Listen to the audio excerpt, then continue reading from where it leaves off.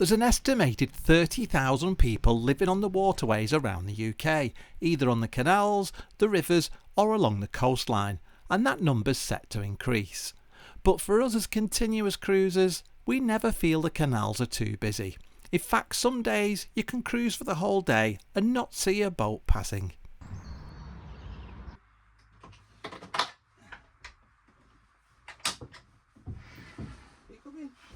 Go on in.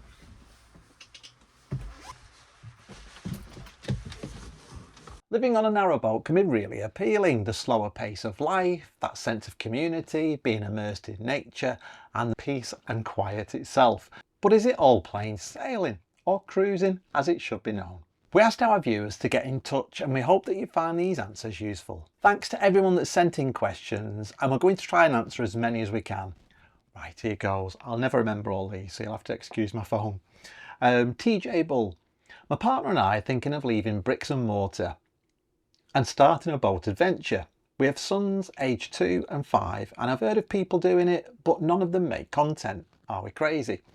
Well, first of all, Chugabug, Gary and Nikki, they make vlogs and they've got a son and a daughter. And there's also the four boys on a narrowboat. They make vlogs as well. So I'll leave a link to those videos there. But yeah, are you crazy? I don't think so. It can be a great lifestyle. And I know that some people homeschool their children from the boat when they're doing that. And yeah, and the Bluebells as well. They've got a son and daughter. So look out for them. They're on Facebook. The next question is from Brian Conroy. 5 years of putting yourselves out there for all comers to have their say, good or bad. How has this experience been for you both? Well, good is the short answer. It's sort of an icebreaker. If we're going down the canal or walking along the canal and somebody sees us who knows us from the channel, they can say hello and just starts a conversation rolling. And we've made some really good friends through that. The bad side of it, is there a bad side? Yeah, I guess you're leaving yourself open for criticism online. And we saw that especially after the breach at Whitchurch, when some articles were posted on Facebook and people just attacked us for whatever reason. Just green-eyed monsters, that's all I could think it is, because they don't know us. Some of the things they're saying were horrible, attacking us personally about the way we look, about our lifestyle choices, calling us thieves for setting up the GoFundMe. But at the end of the day, it's all water off a duck's back, because we just focus on the positive comments and the nice viewers that we've got. But yeah, good question. Thanks for that. Penny Burton. When you have a brand new shiny boat, are there people on the canals who think you're a bit posh and don't see you as proper boaters, or is everyone accepting of each other? Well, yes. There's a certain band of boaters that call us boat polishers because we go out cleaning the boat all the time. I don't get it. If I saw somebody with a new car, I wouldn't shout out the window abuse that, you know, oh, you're a car polisher, you've got a shiny new car. No matter how old your boat is, I think you should look after it. And I can't see any shame in that. For us personally, we're accepting of everybody. It doesn't matter what their boat looks like, what they look like. We made that mistake when we first started cruising, that we'd see a boat and we'd see somebody covered in tattoos and a beard, and you just think, oh, I'll stay away. But then I'm embarrassed to say that those people, when we got talking to them, are absolutely lovely. So never judge a book by its cover. That's our motto. There are some really great characters out on the canals. So Pauline Watts, hi Pauline, you're about to embark on your third new boat. What learnings are you taking with you into its design and fit out? Well, first of all, the new boat's going to have a round stern.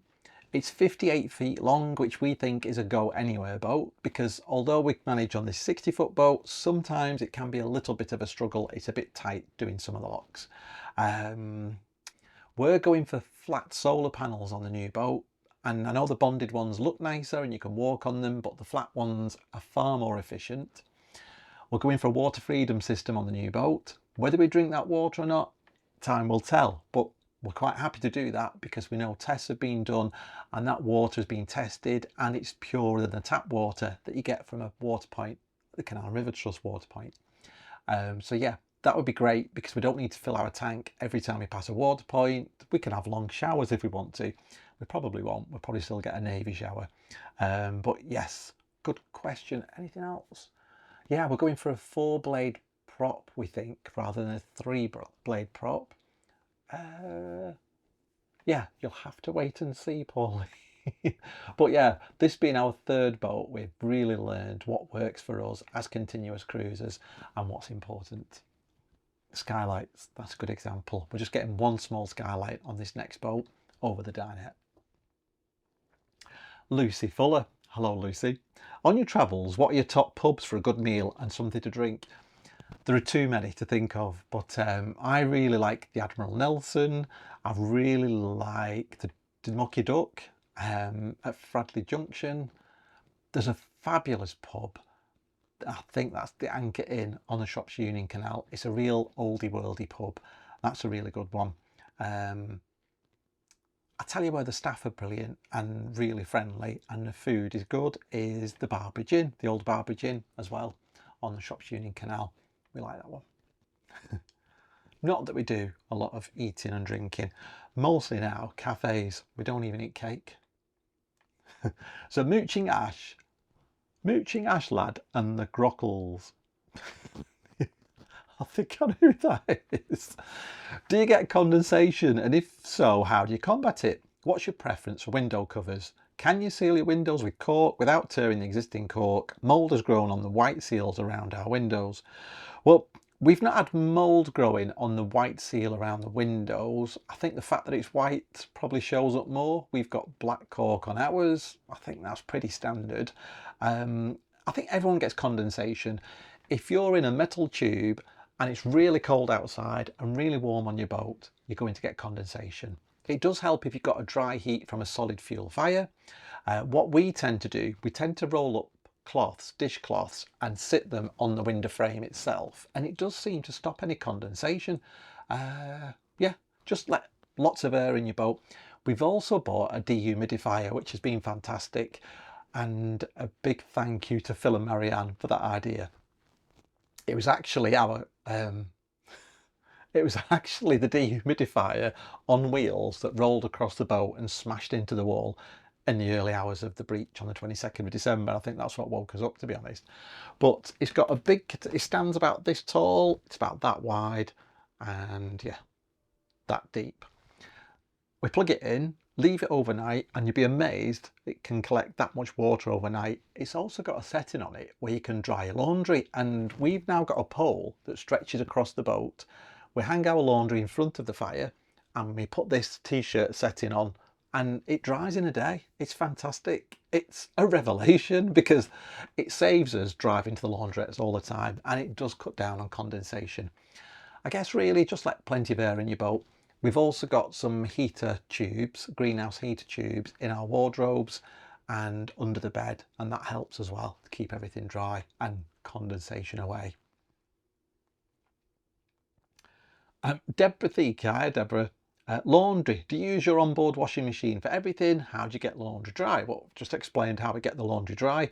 In the spring and summer, obviously, we've got a stern and we hang the laundry up on the stern, and it's surprising a bit of sunshine how warm it gets. It's like a little conservatory, and yeah, that really does help.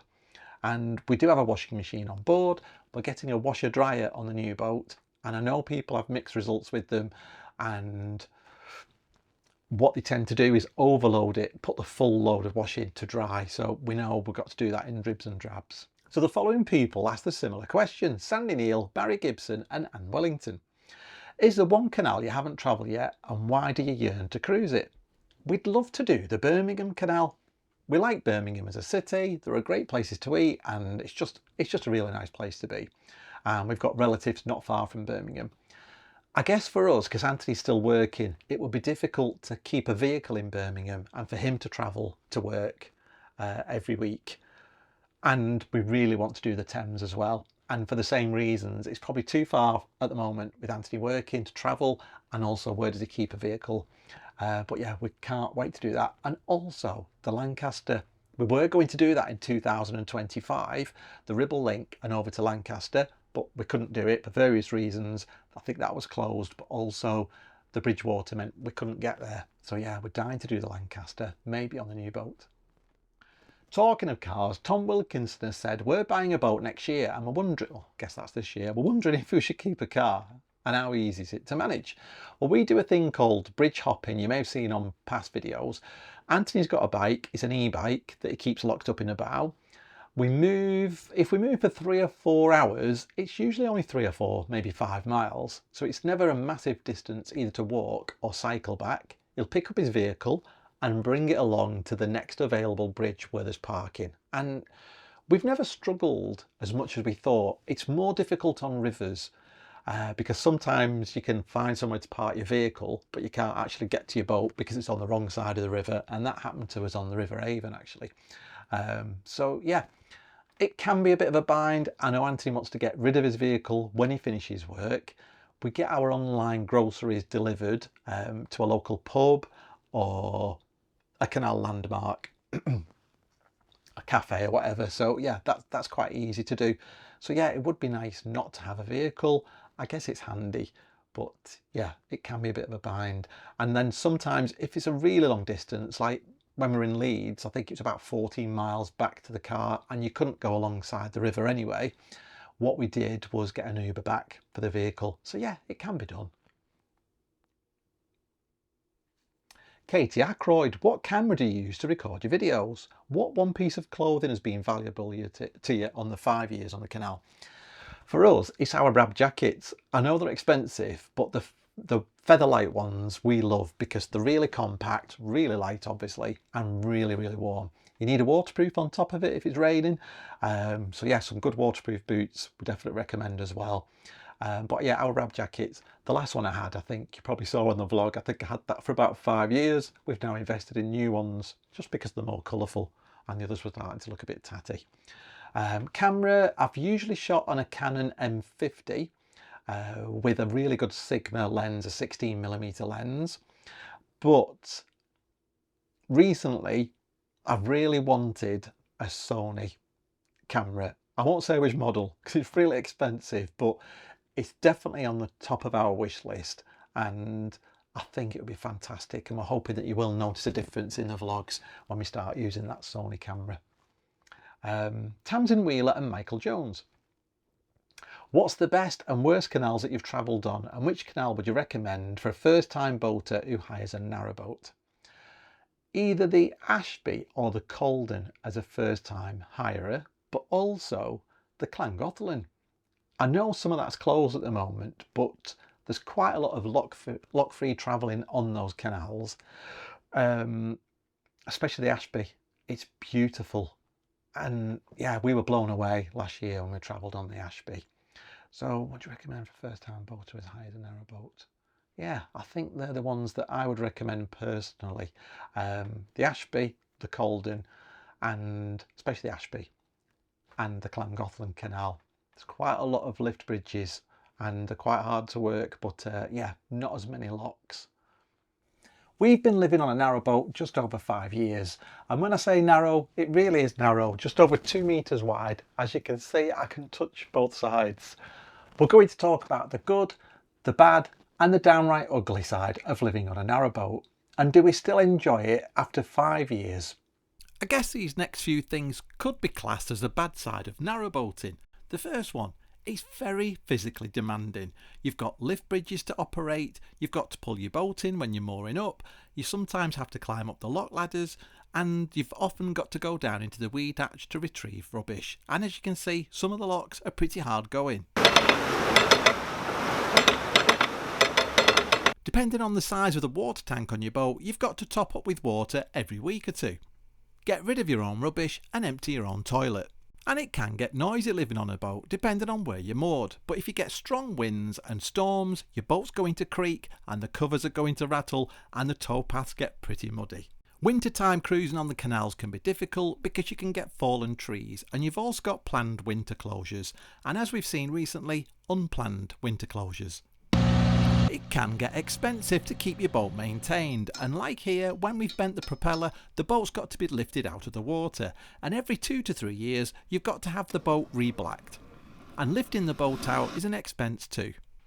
And wintertime can bring its own set of challenges, with freezing temperatures, frozen canals and treacherous conditions.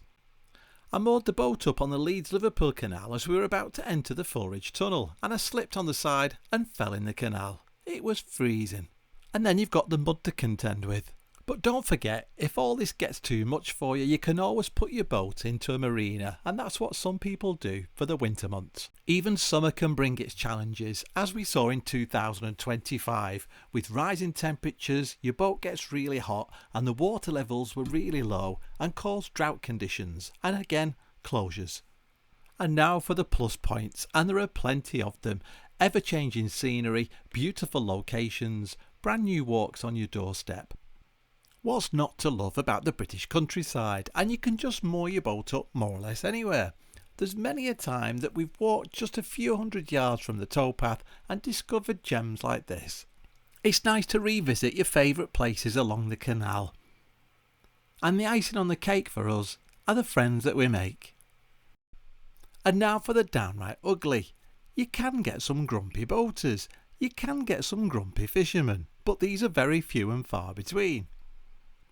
In some locations, you'll find lots of dog poo on the towpath, which is a real shame. And yes, sometimes near the canals you get rats, but thankfully Anthony and myself have only ever seen 1 or 2 in 5 years. You've got to deal with your own toilet waste, and some of the Elsan points aren't that pleasant.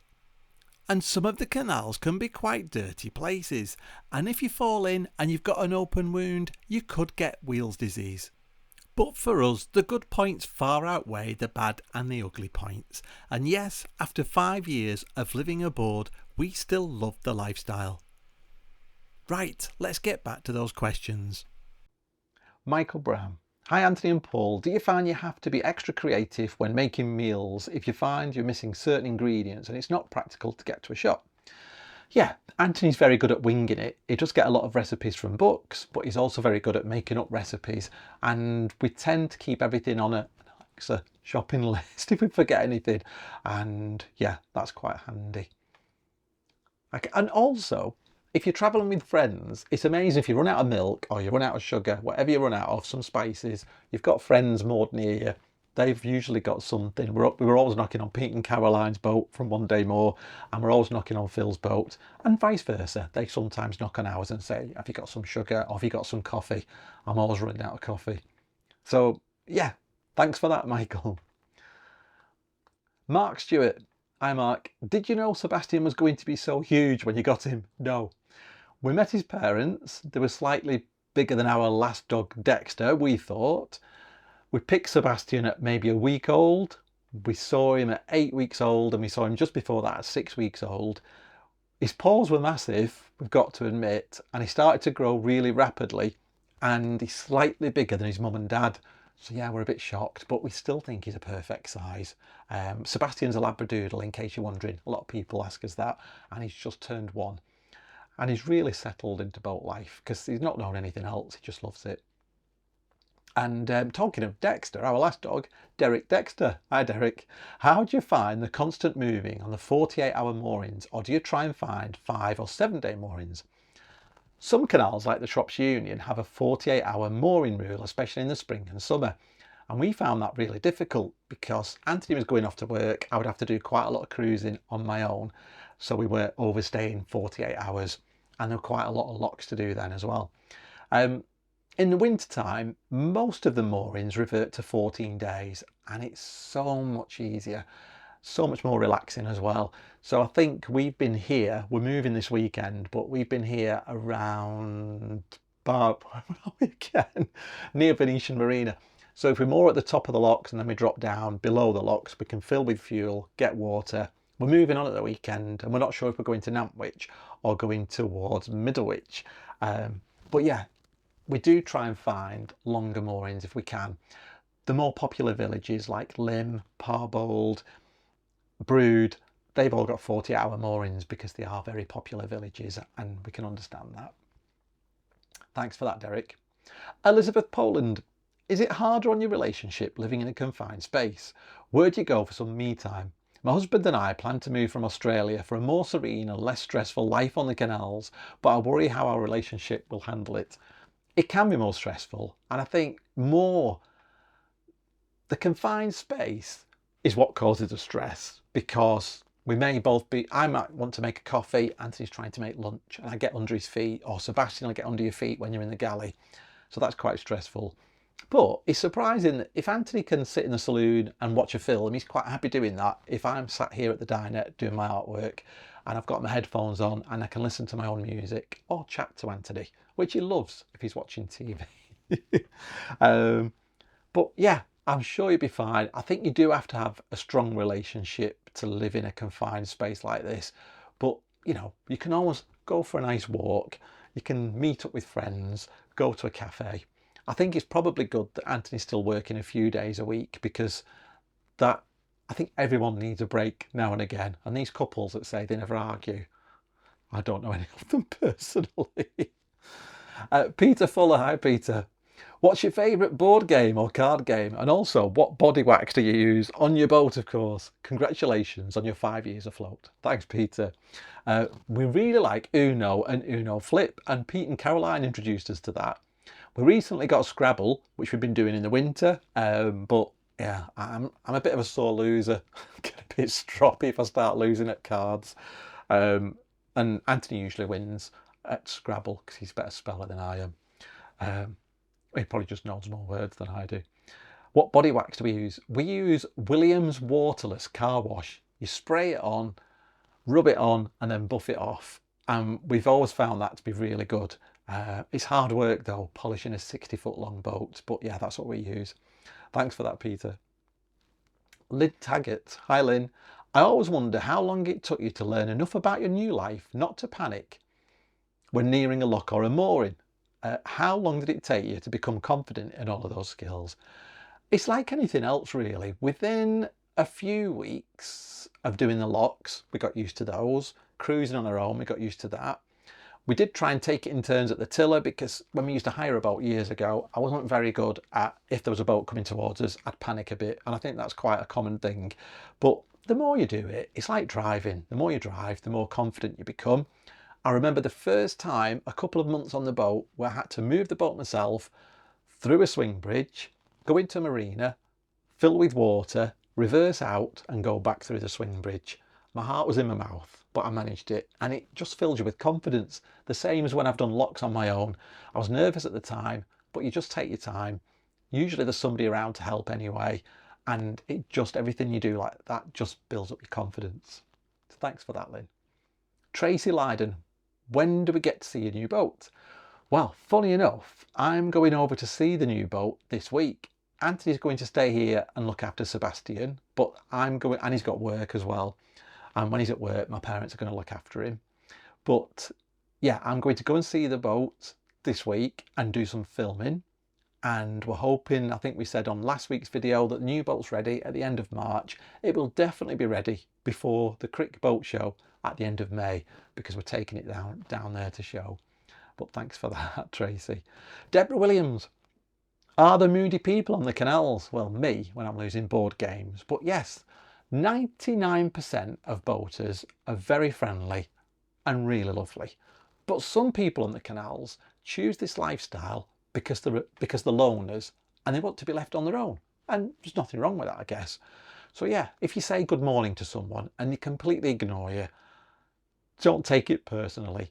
It's just some people like to be on their own, I guess, like in normal community. And some of these people can have problems. You know, we met a guy, he was lovely, but he told us that he had PTSD and some days he just doesn't speak to people. But he was lovely with us and he was really nice to chat to. So yeah, there are the odd moody person on the canal. Good question. George Moore, fantastic name. I spent a week's holiday on a narrowboat about 20 years ago and I loved every minute of it. Went with two other couples and my wife who were not as impressed as I was. I would love to do it again, but with my son doing most of the work. He's 63. What is the easiest and prettiest canal with pubs on which to spend a week or so? I don't mind a few locks, but I don't want to kill him. Well, first of all, good luck. on your narrowboat holiday. And I think I mentioned before, the Ashby Canal is really nice, not many locks. Trying to think where else that's lock free. I mean, if you were brave enough, I don't know if you can do that on a hire boat. You could do the River Weaver if the Anderton boat lift was open. The River Soar I loved, but yeah, we're getting carried away here. I think, yeah, the Ashby Canal is probably one of the easier ones to do. Right, so questions from patrons. Jason and Marie. Hi guys. What's the furthest you've had to walk or cycle back for the van, and how was the weather? Do you prefer to travel alone or in a larger group? Well, when we first started boating, we would see people going out with friends on their boats and they'd travel together for months, and we just didn't get it until we did it ourselves. And the first time we travelled with anyone properly was with Pete and Caroline from One Day More, and we travelled up to the Peak Forest Canal, back down the Macclesfield and all the way to Crick and all the way to Stratford upon Avon, and we loved every minute of it. We had such a nice time with them, and we were quite sad when we went our separate ways, as you can probably tell from my voice. But yeah, it's fantastic travelling with people. We're travelling with Phil at the moment and Pete and Lucy. Again, you know, if you need somebody to look after the dog, they'll look after the dog. If you need something from the shop, they'll get something when they go shopping. So it can be very handy. But also, we like to travel on our own and more up on our own in the middle of nowhere. You can't beat it. It just reminds us of when we first started boating, and it was still lockdown really, and we just moored somewhere really quiet and you'd have the whole place to yourself. And you could hear the birds sing in the morning. That's nice as well. The furthest we've walked for the van. Well, Anthony cycled back for the van. I think it was 13 miles to Stone, and when he got there, the car park was locked, so we had to cycle all the way back. So that wasn't much fun for him. And yeah, we have had some bad weather as well, but we tend to leave it for a day or two if the weather's bad and we don't need the vehicle. Kimberly Mall and Jay O'Neill. Hi guys.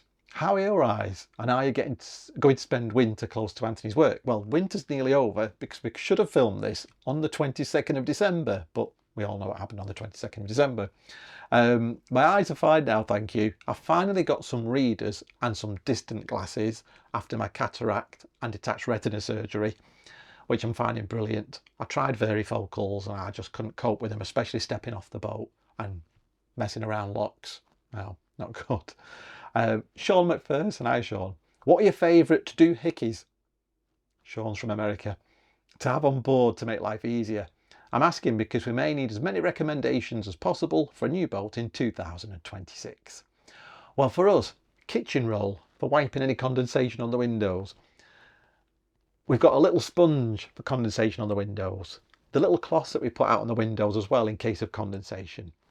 The pole that we've now got, an extending pole, we put our hangers on, and the dehumidifier. That works brilliantly, and I can't believe we've lived without it for so long. We also have a small karcher for when we've showered. We clean out the shower every morning, and that helps to keep condensation down. And I guess apps on our phone. So you've got Canal Plan, which isn't an app. That's a web-based thing. But yeah, we love that. And Open Canal, which is an app. And also, what 3 words? I think if anyone's going to meet you, or you've got any shopping deliveries, or you want to know where you've left your vehicle, what 3 words on the phone is really handy. So anyway, good luck on your boat in 2026. Scott Deusa. Hi Scott. Anthony, how's your guitar playing going? And did we ever anticipate Sebastian getting as big as he has? I think we've already answered that one, but Anthony's guitar playing, that's his guitar just here. It's not, if I'm honest. He's had a couple of tries and that's it. Who'd have guessed? He'll kill me when he watches this. He has got a lot of hobbies. Ad Williams, my question for Paul. Do you ever feel isolated when Anthony's in work? Yes and no. If we've got friends moored near us, or even if it could be a viewer or a boater that knows us and we moor up, it doesn't feel like you're on your own. Does that make sense? And I've got Sebastian to keep me company as well. I didn't like my first night on the boat on my own, to be honest, but nothing happened. And again, it just becomes the norm. I think in winter, if I'm on my own and the weather's awful, I can get a little bit down and feel a little bit isolated. But yeah, you just need a bit of sunshine, picks you up. And I just crack on with my artwork. So we've got some questions from our channel members. Austin. Hi Austin, congratulations, that 5 years went so quickly.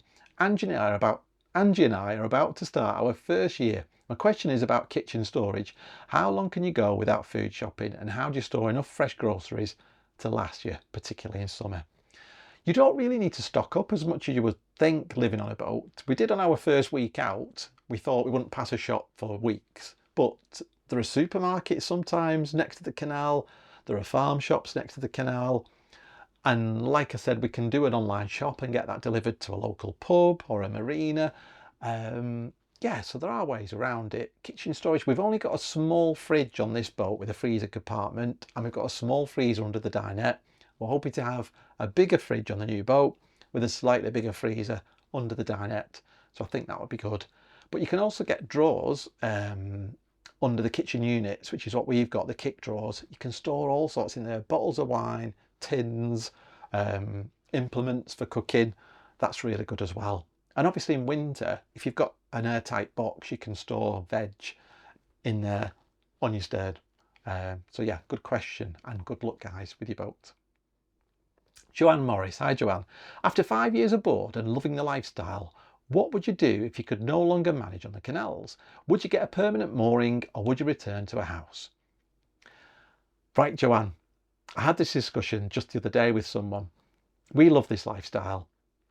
If we couldn't manage the canals because of ill health, we'd probably get a wide beam and get a linear mooring. So we're still living on the water and we've not got all the hard work of the canals and moving the boat and pulling the boat in. Or a narrowboat on a linear mooring.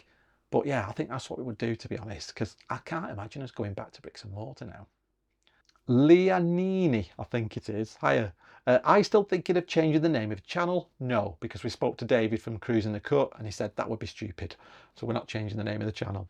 Will your new boat be called Morning Star?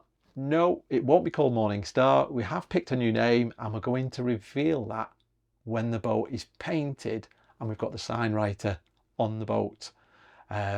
Yeah, we can't wait to share that with you. Do you watch other vloggers? And if so, do you have any current favourites? Well, we try and watch all our friends. We try and watch all our friends that vlog. So I won't name any names in case I miss anybody out. But we try and watch as many as we can. And we also like Yorkshire Pop Top Adventures, Colin. He's really funny. I can't believe he's not got more followers than he has, because his videos are just brilliant. So yeah, look out for the Yorkshire Pop Top Adventures. And we also watch a lot of camper vanners, and I personally watch a lot of landscape, nature photographers, and anybody that does photography in their vlogs. So camper vanners usually. But yes, we like to mix it up a little. We love this lifestyle, but it's not for everybody. It can be a real adjustment, and it's difficult going from a house to a space this tiny if you're used to a massive house and loads of belongings and you don't want to give that up. Maybe get a leisure craft and put it in a marina and just use it when you can. But yeah, as a continuous cruiser, we absolutely love this lifestyle, especially in winter when it snows. We love all the seasons, to be honest. They've all got their pluses. But if you're the kind of person that can get down because of the rain and the mud and having to clean out your own toilet, empty your own rubbish and fill your tank with water every week or two, I guess it could be really challenging. And like I say, it's not for everybody. If you're thinking about doing it, I would suggest hiring a boat for a week that's a similar length to the one you're thinking of living on, and see if you can cope with that space, and especially if you can cope with the bad weather that we tend to get in the UK.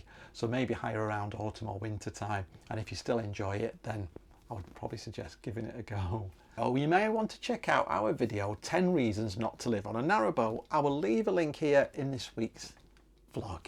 And if you've got any questions yourself that we've not answered today, get in touch and we'll be glad to answer them. Well, that's it. Thanks for watching. If you've enjoyed the video, give it a like. Don't forget to subscribe. It's completely free. And keep your comments coming. And we'll see you next time. Bye for now.